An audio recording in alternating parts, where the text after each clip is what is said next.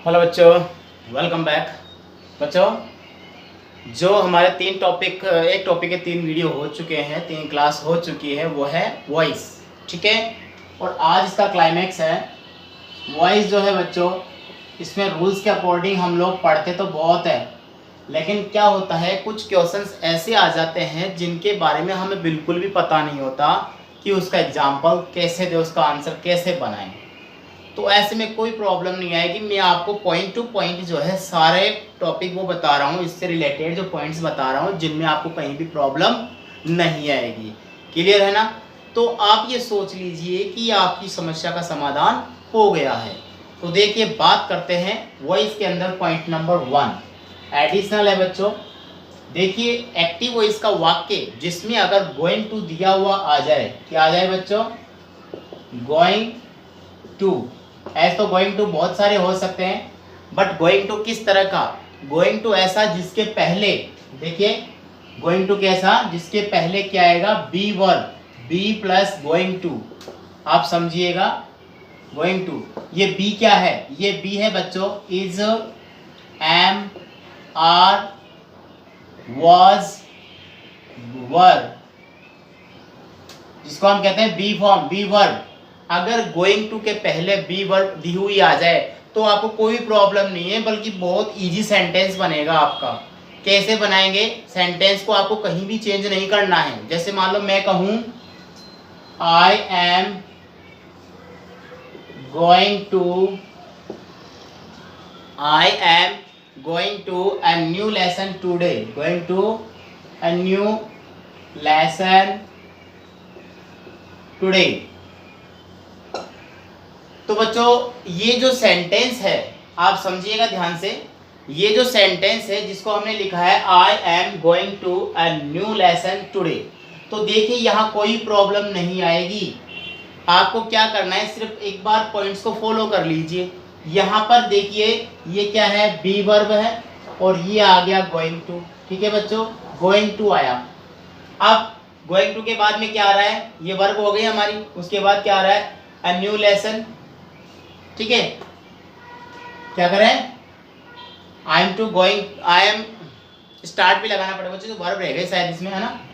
ठीक है, verb change करते हैं इसके अंदर। देखिए, I am going to start, going to start a new lesson, a new lesson. देखो, लिखने में प्रॉब्लम हो जाती है, ऐसी बात नहीं है। A new lesson today. ठीक है, और आपको मैं गलत नहीं बताऊंगा, सही समझाऊंगा। देखिए बच्चों, ये आ गया है गोइंग टू, और गोइंग टू बी, ये इजेमार वॉजवर यहाँ पर दे रखा है। ठीक है, अब इसको बनाते हैं। तो आपको आपने रूल्स पढ़े हैं सारे। वैसे तो सब्जेक्ट की जगह ऑब्जेक्ट जाएगा, ऑब्जेक्ट की जगह सब्जेक्ट जाएगा, वो डेफिनेटली जाना ही जाना है। ठीक है, तो देखो क्या करेंगे। ऑब्जेक्ट कौन है? A new lesson. तो देखिए, मैंने यहाँ पर लिख दिया a new lesson. Okay, be verb है, बी वर्ब रह जाएगी is going to, going to. Going to के बाद बच्चों क्या करेंगे? आप सुन लीजिए ध्यान से, बड़ा इजी है, कोई हार्ड नहीं है। गोइंग टू जहां पर आ जाता है वहां पर हम क्या करते हैं? Going to be plus verb की थर्ड फॉर्म लगा देते हैं। क्या कर देते हैं? बी प्लस वर्ब की थर्ड फॉर्म। देखिए इस तरह से, be plus going to, going to plus first form आएगी। ये बी है वर्ब, ध्यान रखना, is am are was verb. फिर से बता रहा हूं, is am are was verb, यहाँ पर रूप है। तो हम क्या करेंगे? इसको कर देंगे, जो बी वर्ब आएगी वो बी वर्ब रह जाएगी। यानी कि आपको ये ध्यान में रख लीजिए, going to plus be plus verb की थर्ड फॉर्म, बी का बी रूप रहेगा। तो गोइंग टू बी, स्टार्ट का स्टार्टेड। तो a new lesson is going to be started today, TODAY। अब आप कहें सर इसमें बाय में वगैरह नहीं आया, तो कोई प्रॉब्लम नहीं है, आपका क्वेश्चन का आंसर यहीं पे क्लियर हो गया है। समझ में आया? गोइंग टू आने पर going to be plus verb की थर्ड फॉर्म का प्रयोग करते हैं। जैसे एक एग्जांपल और देता हूं मैं आपको। मैंने लिखा Bhumi, Bhumi is going to cook food, Bhumi is going to cook food. अब आप इसको बनाइए, कैसे बनेगा, ठीक है। देखिए आपने लिया ऑब्जेक्ट फूड, सबसे पहले ले लिया फूड, ओके। फिर इज गोइंग, देखो गोइंग जी फॉर्म बीइंग लगाया था, यहाँ पर नहीं लग रहा। Food is going to be cook का क्या हो जाएगा, कुकड बाय भूमि, लगा सकते हो, कोई प्रॉब्लम नहीं है। तो food is going to be cooked, खाना पकाया जा रहा है भूमि के द्वारा, बाय भूमि। बताओ एनी प्रॉब्लम, ठीक है, नहीं है समस्या, आप इसका स्क्रीनशॉट ले लीजिए, फिर मैं आगे बताता हूं।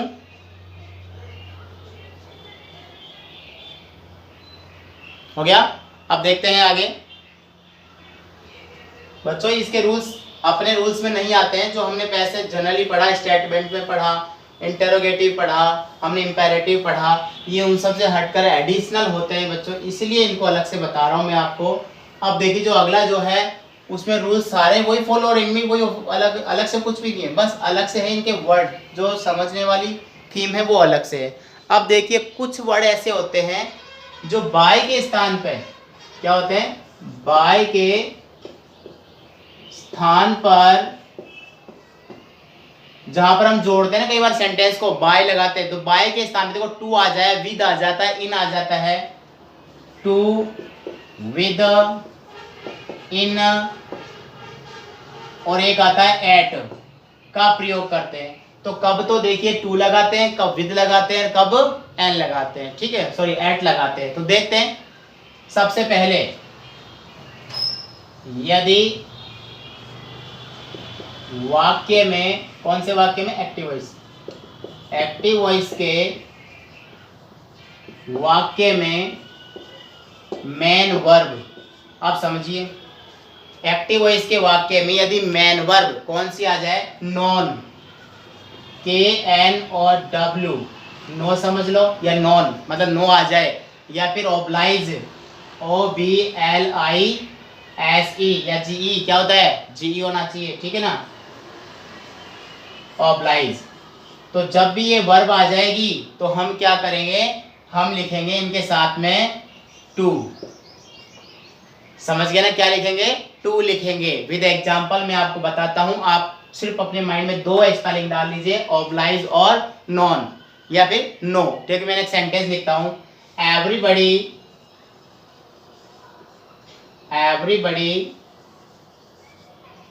नॉज, K N O W S, knows Lord Rama, everybody knows Lord Ram, ठीक है। अब हर कोई जानता है लॉर्ड राम को, भगवान राम को जो है, या फिर आपने यहाँ लिखा तो मैंने कहा एवरीबडी नॉज गांधी, GANDHI, ये मैंने लिख दिया, ठीक है, आपको समझ में अच्छे से आ जाएगा। तो एवरीबडी नॉज गांधी, तो क्या करेंगे बच्चों, इसके अंदर रूल्स वही फॉलो होंगे, ध्यान रख लेना। तो गांधी को स्टार्टिंग में लिख दिया हमने, गांधी, ठीक है। अब गांधी को स्टार्टिंग में लिख दिया, तो बनाए कैसे, फर्स्ट फॉर्म है इज, फर्स्ट फॉर्म में इजेमार का प्रयोग करते हैं, नो का क्या हो जाएगा, KNOWN, नॉन। अब नॉन बाय नहीं करेंगे, इसमें क्या करेंगे बच्चों, इसमें करेंगे टू, नॉन टू एवरीबॉडी,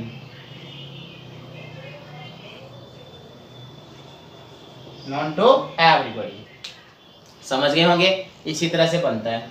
देख लीजिए आप, अगला सेंटेंस में बताता हूं जो स्टार्ट होगा, इसको मिटाऊंगा मैं, यहीं पे समझाता हूं सारे। चलो इधर देख लीजिए, यदि एक्टिव वॉइस के वाक्य में, ध्यान दीजिए, यहां लिखता हूं, यदि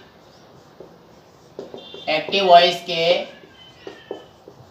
वाक्य में, यानी कुछ ऐसी वर्ब आएगी जो मैं आगे बता रहा हूं, कुछ वर्ब ऐसी आएगी जो वर्ब लिखने पर हम किसका प्रयोग करेंगे वो बताता हूं। इंटरेस्टेड, ध्यान रखिए, INTERESTED, इंटरेस्टेड, इंटरेस्टेड जहां पर आ जाएगा बच्चों, वहां पर हम किसका प्रयोग कर देंगे, इनका। देखो वर्ब तो मैं इंटरेस्टेड थर्ड फॉर्म लिख रहा हूं, लेकिन इंटरेस्ट भी आ जाए कोई प्रॉब्लम नहीं है, ठीक है। जैसे मैं एक सेंटेंस, दिस बुक, मैंने क्वेश्चन लिखा, this book interest, INTERESTS, interest, ठीक है, दिस बुक इंटरेस्ट मी, ये मैंने सेंटेंस लिखा। तो बच्चों अब इसमें आपको ये देखना पड़ेगा कि सेंटेंस के अंदर क्या करना है। मी को मैंने कर दिया क्या, आई कर दिया, अब आई ये फर्स्ट फॉर्म है, आई के साथ एम लगेगा, I am interested, INTERESTED। Interested के बाद क्या कर देंगे बच्चों, इन लगा देंगे, इंटरेस्टेड इन दिस बुक। बताओ क्या समस्या आई, कोई समस्या नहीं है, बहुत इजी है। ऐसा मैंने कहा था पहले भी कि इजी रहेंगे, ज़्यादा हार्ड नहीं आएंगे। ये हो गया देखो पहला, जो मैंने नो और ऑब्लाइज आने पर टू का प्रयोग, इंटरेस्ट आने पर इनका प्रयोग करते ही करते हैं ना, ठीक है। अब देखिए ये सेकंड हो गया, अब थर्ड और देख लीजिए बच्चों। आप जो है एक बार इसके स्क्रीनशॉट ले लीजिए, फिर मैं बताता हूँ आगे, मैं इसको मिटा के दोबारा और बताऊंगा अगला जो है। तो देखिए स्क्रीनशॉट ले लीजिए तुरंत, हो गया, ठीक है, ज्यादा नहीं है हमारा, इन हो गया, टू हो गया, अब विद और एट बचा है, ज्यादा हार्ड नहीं, ठीक है। आपको सिर्फ माइंड में ये जो स्पेलिंग है, इंटरेस्ट है या नो है या ऑब्लाइज है, ये आपको जो है अपने माइंड में रखना ही रखना है, ठीक है। अब देखिए स्पेलिंग अगली आती है, यदि एक्टिव वॉइस के वाक्य में क्या आ जाए बच्चों, जिसका देखिए हम प्रयोग करेंगे साथ में लेकर, इसमें आ लो प्लीज आ जाए, PLEASED, या प्लीज जिसको कहे, या प्लीज फर्स्ट फॉर्म या सेकंड फॉर्म कोई सी भी हो सकती है, या फिर आ जाए सेटिस्फाइड, SATISFIED, सेटिस्फाइड। प्लीज और सेटिस्फाइड के साथ में बच्चों यूज करते हैं प्रीपोजिशन विद, बाय की जगह यूज हो रहा है अब विद, ठीक है। जैसे मैं सेंटेंस लिखूं, योर वर्क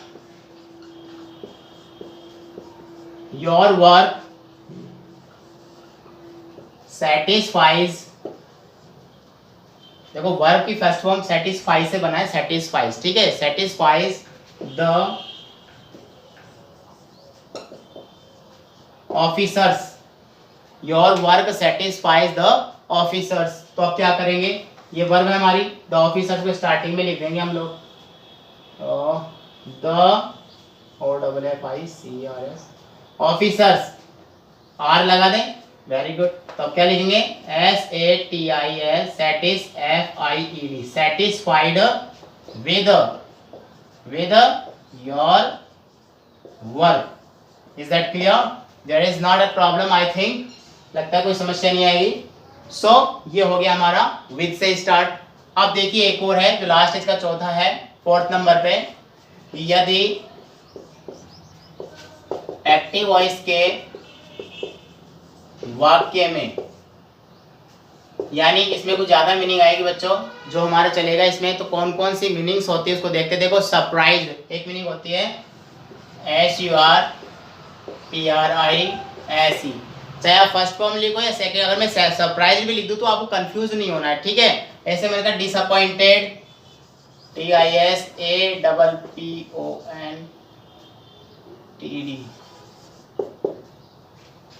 क्या सेटिस्फाइड, डिसअपॉइंटेड, उसके बाद क्या करेंगे, OIN आएगा क्या, APPOINT,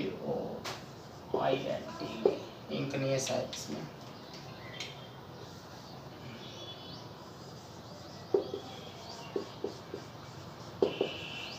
डिसअपॉइंटेड, क्या लिखा मैंने, सरप्राइज, डिसअपॉइंटेड। एक आता है इसमें अलार्म्ड, आप सभी जानते हैं चेतावनी से भरे हुए शब्द जो इसके अंदर लिखे गए, अलार्म्ड हो गया। एक है एस्टोनाइज्ड,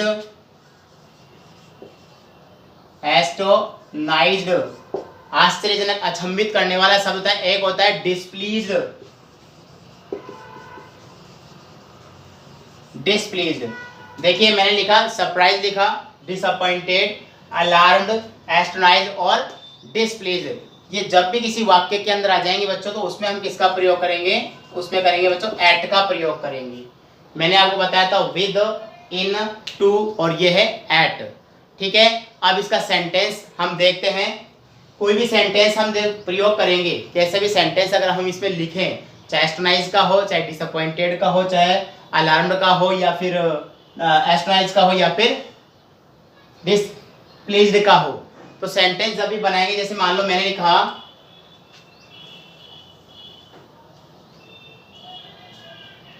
मैंने सेंटेंस बनाना है, इन चारों में से कौन सा ले, चलो सरप्राइज ले लेते हैं। देखिए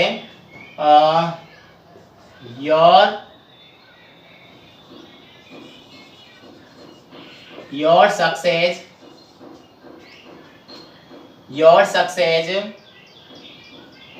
सरप्राइज्ड मी,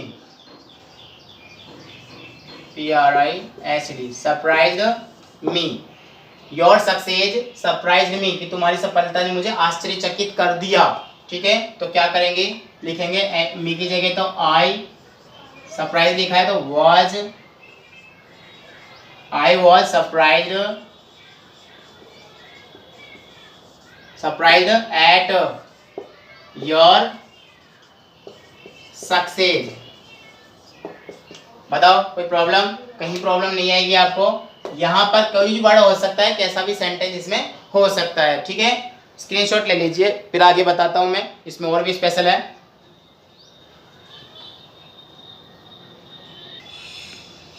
देखिए बच्चों, आगे जो हम सेंटेंस आगे लेके चल रहे हैं उसमें देखो टू से रिलेटेड, यानी कोई सेंटेंस ऐसा होता है जिसके अंदर हम ऑब्जेक्ट सब्जेक्ट को चेंज नहीं कर पाते हैं, तो कुछ सेंटेंस सीधे सीधे ही हम यूज कर पाते हैं। ठीक है, जैसे मैंने एक सेंटेंस लिखा, I saw him cross the road, I saw him cross the road. अब मैं आपसे कहूंगी बच्चों, इसके अंदर जो है आप वो ढूंढ करके बताइए कि इसमें एक्टिव सब्जेक्ट कौन है, ऑब्जेक्ट कौन है। देखिए ढूंढ दिए आप, पता चलेगा आपको। आप कभी द रोड लेके चलेंगे, कभी हिम लेके चलेंगे, ठीक है ना। तो यहाँ आपको कोई समस्या का समाधान, कोई समस्या की सामना करना नहीं पड़ेगा, क्योंकि समस्या का समाधान यहीं पे ही है। तो देखिए क्या होगा, ये सेंटेंस वो है जिसके अंदर डबल सेंटेंस, डबल वर्ड, दो व्यक्ति एक तरह से आ रहे हैं। एक ने जिसने कहा वही यहाँ पर करता है, और उसकी वर्ब के बाद आने वाला जो वर्ड है वही क्या है, उसका ऑब्जेक्ट है, मतलब सब्जेक्ट और ऑब्जेक्ट। और बाकी जो अदर वर्ड होते हैं उन सबको क्या करते हैं, हम टू से कनेक्ट कर देते हैं। तो पहले मैं आपको सेंटेंस बताता हूँ, उसके बाद आपको बताता हूँ इसको चेंज कैसे किया, क्यों किया गया, कैसे किया गया। देखिए ये सेंटेंस सिर्फ इतना सही है, आई सा हिम, बस। ठीक है, अब देखिए तो हिम का क्या करेंगे, ही सा सेकंड वर्ब, ही वॉज, सी का क्या हो जाएगा, सीन, बस ही वॉज सीन। और बाकी जो दूसरा सेंटेंस आता है उसको क्या करेंगे, हम टू से कनेक्ट कर देंगे, टू क्रॉस द रोड। क्या कर दिया बच्चों, देखो he was seen to cross the road, sorry, he was seen to cross the road. यानी देखो दो सेंटेंस इसमें आ रहे हैं कि मैंने उसे देखा। देखो ये जो है सब्जेक्ट होता है इसका, किसका है ये, इसका सब्जेक्ट है। आप सिर्फ सेंटेंस में ही समझ सकते हैं, बाकी समझ में नहीं आ पाएगा। नहीं तो अगर ऐसा सेंटेंस आ जाए, आई साहिब, मैंने उसको देखा, मैंने उसको ऐसा करते हुए कहा, ऐसा कहते हुए सुना, तो जो बात जो आती है ना उसमें क्या करेंगे, जो ये है उसको सेंटेंस को हम पैसिव वॉइस में चेंज कर देंगे, और बाकी सेंटेंस को क्या करेंगे बच्चों, टू से कनेक्ट कर देंगे। क्लियर है। अब देखिए एक वाक्य हो रहा है जिसके अंदर क्या होगा, मैं पैटर्न टाइप से बताता हूँ। सेंटेंस के अंदर मान लो इस तरह से आ जाएगा, to plus be plus verb की first form, to plus be plus verb की इज टू प्ले। ओके,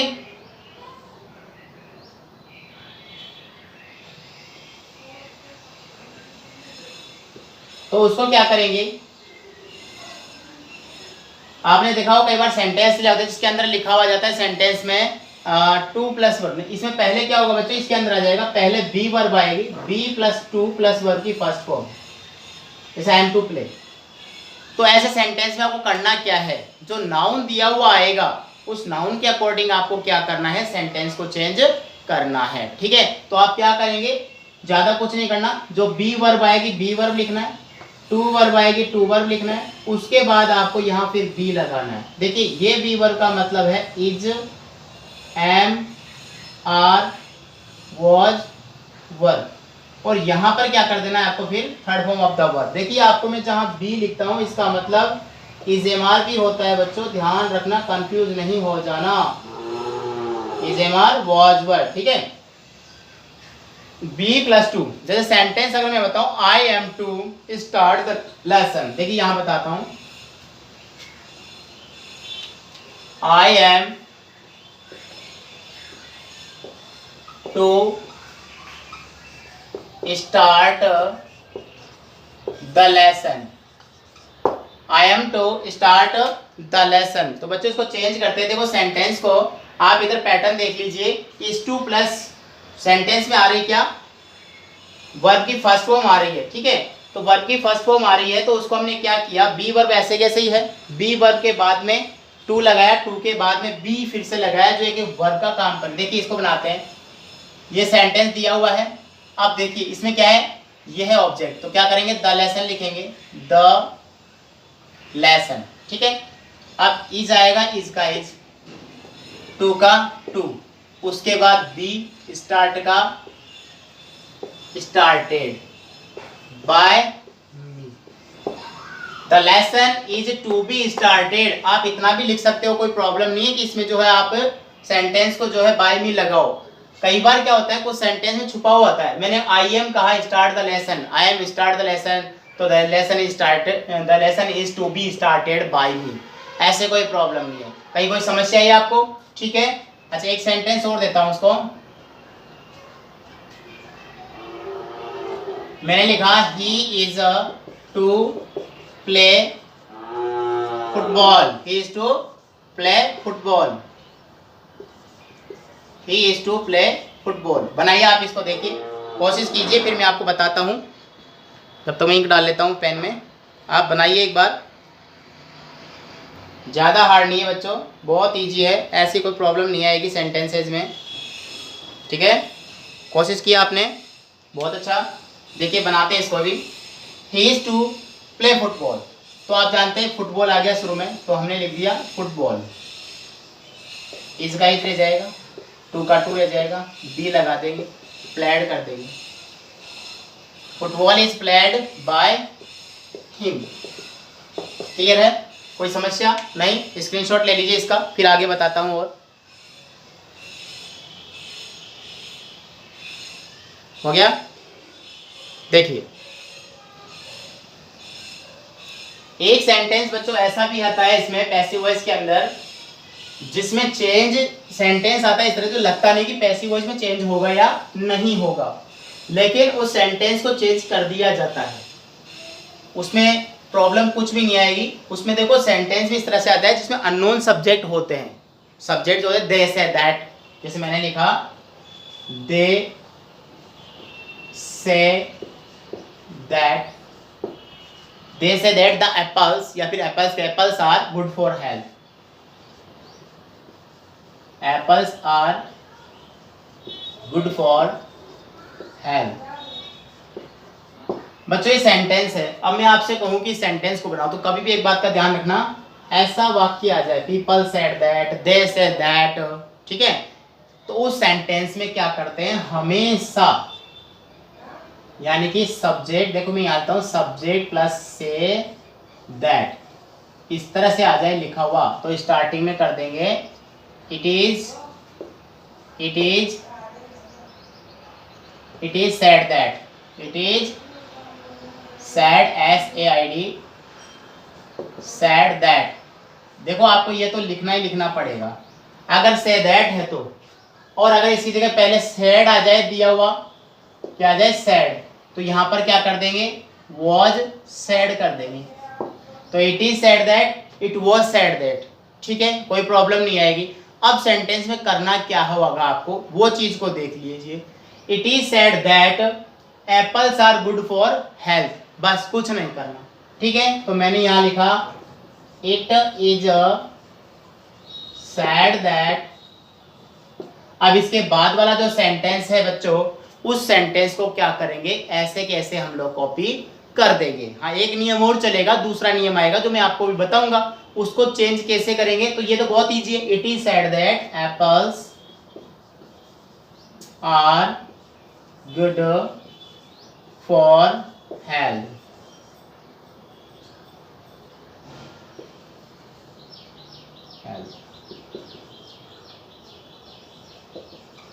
ठीक है बच्चों। तो it is said that apples are good for health, ऐसा सेंटेंस आने पर ऐसे ही सेंटेंस को और अलग तरीके से कैसे बदले, जैसे कि मान लो एप्पल से बनाना हो, सब आप उस समय तो कुछ अलग तरीका से बताओ, इसको अलग हो, ये देखो बहुत इजी तरीका है, कोई कठिन नहीं है। अब एप्पल्स के लिए बात कही गई है, क्या कही गई है कि एप्पल्स आर देखिए APPLES, एप्पल्स आर, क्योंकि एप्पल्स के लिए बात कही गई है, आप इसको भूल जाइए थोड़ी देर के लिए, किसको, दे से दैट को, क्योंकि अननोन है तो एक तरह से किसने कहा किस कैसे कहा कुछ पता नहीं है। तो एप्पल्स आर क्या, सैड, वर्ब तो यहीं से होगी क्योंकि यहाँ तो कोई ट्रांजिटिव वर्ब ही नहीं है, से है तो से का आप जानते हो सैड हो जाता है, क्या, सैड टू बी, ये आपको लगाना पड़ेगा। Apples are said to be good for health, good for health. बच्चों जो तरीका आपको जो अच्छा लगा है वो तरीका आप एक्सेप्ट कर सकते हैं, कोई प्रॉब्लम नहीं है। ये सेंटेंस इस तरह के आते हैं, आप देख लीजिए बोर्ड पर, हो गया, ठीक है। तो ये थे हमारे एडिशनल सेंटेंस जो पैसिव वॉइस में थे बच्चों, जो मैंने आप कंप्लीट करती है। अब जहां तक है कोई भी ऐसा वाक्य नहीं बचा, अगर कोई वाक्य हो तो आप कमेंट बॉक्स में लिख दीजिए, प्रॉब्लम आपको आती है तो मैं आपको बिल्कुल उसको समझाऊंगा, डिफाइन करूंगा अच्छे से, कोई प्रॉब्लम नहीं आएगी, ठीक है बच्चों।